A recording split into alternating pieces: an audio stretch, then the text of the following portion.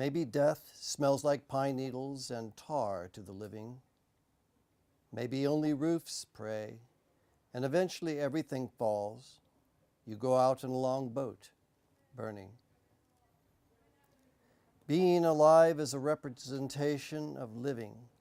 You can taste everything in your last meal. Nothing is next.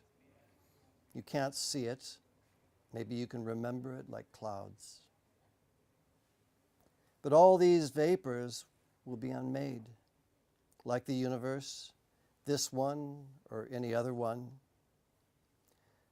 The utilitarian roads are no more eternal or more useful than porticos or burnt viscera, names, dates, and signs. So the golden angel dances in the chapel entrance like any plastic angel. The woodworm columns rot near the stone paving.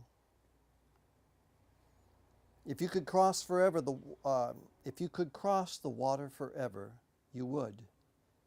But the water is rising here and dying there. It all goes in a wave, a breeze in time, a time like now. You go out in a long moment, burning. Whew. Rough. Kevin Hart, who came and did a wonderful doctoral defense with us, a poet who's written 10 books of poetry at least, I think, he is a religious scholar, and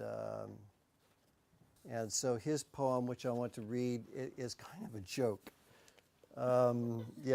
It's on page 78 and 9. It's called "The Problem of Evil," and this is seen from the position of a religion scholar who goes around to conferences specifically on the problem of evil. There are certain kinds of phrases, he warns me, are phrases within the science that you would only understand and know them if you were in the formalized trans-world depravity, for instance, is one of the kinds of scholarly approaches, theoretical approaches they have down there.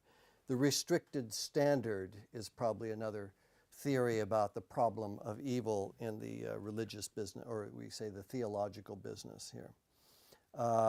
Non-optimal and things like that. So perhaps they will fly by you, but the point is to get the fact that the man who's doing this is really after a hot babe.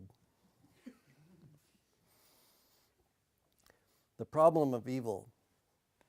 The problem of evil's doing well these days. 5 international meetings in 1 year. I'll skip that one in India next spring. Calcutta is too depressing. I threw up last time for 2 whole weeks, and legless kids kept hanging right outside our hotel room. Smart people here in Rome. I love those grads who formalized trans-world depravity, and that young Finn was maximally cute. The way she sat up by the bar, legs crossed, surrounded by the restricted standard guys. One with a knockdown argument, he thought, to get her into bed. Helsinki, yes. I think I'll stretch to that and stay a while. Last time they had a blowout banquet there. The roast fawn breast was tops. It's just tofu, Anne reassured us all. I'm not quite clear what the Chinese poets have to do with it. Quipped George, and then smiled around portcullis teeth. Weird guys, those Brits, and Lord, their dentistry, not optimal. And that odd smell they have. But then I've seen an Oxbridge College bath, and talk of horrors that you can't defeat. Well, here's my flight at last. Thanks, Templeton.